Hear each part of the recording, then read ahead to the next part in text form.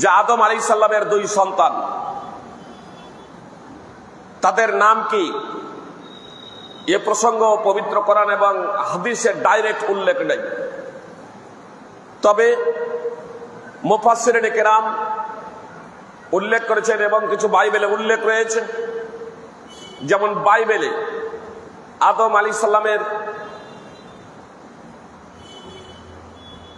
ওই দুই ছেলের নাম উল্লেখ করা হয়েছে, কাইন এবং হাবিল। কাইন এবং হাবিল। কিন্তু বাইবেলে মুফাসসিরিনে কেরাম উল্লেখ করেছেন কাবিল এবং হাবিল। কাবিলের সাথে যে জন্ম ছিল, কাবিল হচ্ছে বড়, কাবিলের সাথে যে জন্মগ্রহণ করেছিল তার নাম উল্লেখ করা হয়েছে আকলিমা। আর হাবিলের সাথে যে জন্মগ্রহণ করা হয়েছিল তার নাম উল্লেখ করা হয়েছে লিউজা, মানে যমজ ভাই বোন। কাবিলের সাথে কাবিল ছেলে পুরুষ এবং আকলিমা মেয়ে, যমজ ভাই বোন। হাবিল লিউজা যমজ ভাই বোন। যখন বিয়ের বয়সে পরিণত হলো, এটা মুফাসসিরিনে কেরাম উল্লেখ করেছেন, এর সত্য বিষয় সম্পর্কে একমাত্র আল্লাহ তাআলা অবগত, যে হাবিলের বিয়ে নির্ধারণ করলেন আদম আলাইহিস সালাম কাবিলের যমজ বোনের সাথে। আর তুলনামূলকভাবে কাবিলের যমজ বোন সুন্দরী ছিল, রূপবতী ছিল। কাবিল বলল, না, এটা হতে পারে না, আমি আমার যমজ বোনকে বিয়ে করব। আদম আলাইহিস সালাম বুঝালেন, কোনো মতেই যখন বুঝল না, এ প্রেক্ষাপট মুফাসসিরিনে কেরাম উল্লেখ করেছেন। আর কুরবানির কথা আল্লাহ তাআলা ডাইরেক্ট বলেছেন। মুফাসসিরিনে কেরাম বলছেন এই কারণেই কুরবানিটা ছিল। কি কারণে কুরবানি ছিল এ কিছু উল্লেখ নেই কোরআনে। তো মুফাসসিরিনে কেরাম বলছেন যে এটাই কারণ ছিল, যখন মানে রাজি হলো না তার যমজ বোনের সাথে হাবিলের বিয়ে দিতে এবং হাবিলের যমজ বোনকে সে বিয়ে করতে, যখন রাজি হলো না, আদম আলাইহিস সালামের পরামর্শ যখন গ্রহণ করলো না, তখন আদম আলাইহিস সালামকে দুজনেই পরামর্শ দিলেন যে তোমরা তাহলে কুরবানি করো। এবার আল্লাহ তাআলা কুরবানির কথা পবিত্র কোরআনে উল্লেখ করছেন যে আদম আলাইহিস সালামের দুই সন্তান তারা কুরবানি পেশ করেছিল আল্লাহ তাআলার নিকটে। মুফাসসির কি কুরবানি পেশ করেছিল এই প্রসঙ্গেও পবিত্র কোরআনে বিস্তারিত ব্যাখ্যা বিশ্লেষণ নেই, কমন কথা কুরবানি করেছিলেন। মুফাসসিরিনে কেরাম উল্লেখ করেছেন যে হাবিল ছিল পশুপালনকারী। হাবিল পশুপালনকারী, সে কুরবানি করলো তার পশুর মধ্যে হইতে যে পশুটা সব থেকে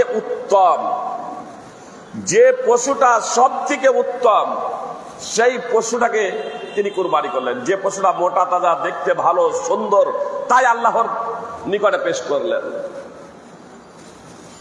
আর কাবিল ছিলেন কৃষক, সে কিছু শীষ, গম বা জবের আপনার যে শীষ, এই শীষ সে কুরবানি হিসেবে পেশ করলো।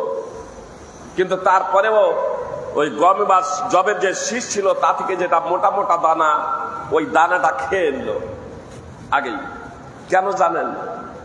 আসলে তখন কুরবানির ধরন আলাদা ছিল। কার কুরবানি গ্রহণ হতো আর কার কুরবানি গ্রহণ হতো না, এটা সবাই জানতে পারত। খোলা আকাশের নিচে কুরবানি পেশ করা হতো। আর যার কুরবানি আল্লাহ কবুল করতেন, আসমান থেকে আগুন প্রেরণ করতেন, আর সেই আগুন এসে কুরবানিটাকে ভস্ম করে দিত। মানে মাংস খাওয়ার প্রশ্নই ছিল না। কুরবানি পেশ করে তা থেকে খাবে, এর কোনো সুযোগই ছিল না। কুরবানি পেশ করত আর কুরবানি আপনার ভস্ম হয়ে যেত। তো আদম আলাইহিস সালামের দুই সন্তান কুরবানি পেশ করলেন। একজনের কুরবানি কবুল হলো, অর্থাৎ হাবিলের কুরবানি কবুল হলো, কাবিলের কুরবানি কবুল হলো না। এতে সে হিংসা পরায়ণ বশত হয়ে নিজের ভাইকে হত্যা করেছিল। যখন হত্যা করতে উদ্যত হয়েছিল, তখনই হাবিল বলেছিল, ইন্নামা ইয়াতাকাব্বালুল্লাহু মিনাল মুত্তাকিন, মুত্তাকিদের থেকে, আল্লাহ ভীরুদের থেকে আল্লাহ কবুল করেন। এখানে কথাটা খুব মনোযোগ দিয়ে শুনবেন। হাবিল জানে যে কুরবানি যে পেশ করছেন, পশু যে পেশ করছেন, সেটা দ্বারা তিনি উপকৃত হতে পারবেন না। আজকে তো আমরা কুরবানি পেশ করি, তার মাংস খাই, নিজেরা উপকৃত হয়ে অন্যকে দিই, কিন্তু তার তো মাংস খাওয়ার প্রশ্নই ছিল না, যা কুরবানি হিসেবে পেশ করবে তা খাবার প্রশ্নই ছিল না, আগুনে সে ছাই করে দেবে।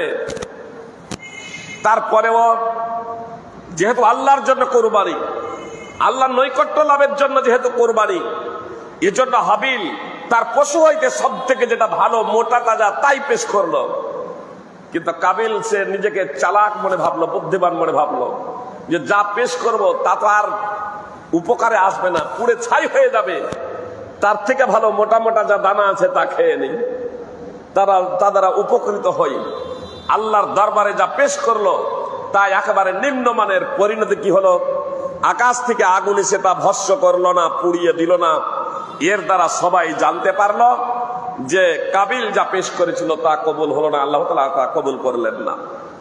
আর এজন্যই সে যখন হত্যা করতে উদ্যত হয়, তখন হাবিল ব্যর্থহীন ভাবে এই কথা জানিয়ে দিল যে আল্লাহ তো মুত্তাকিদের, আল্লাহ ভীরুদের, যারা আল্লাহর বিধিনিষেধ মেনে চলে, যারা নিজের অন্তরে আল্লাহর তাকওয়া অর্জন করে, একমাত্র আল্লাহ তারই কবুল করেন।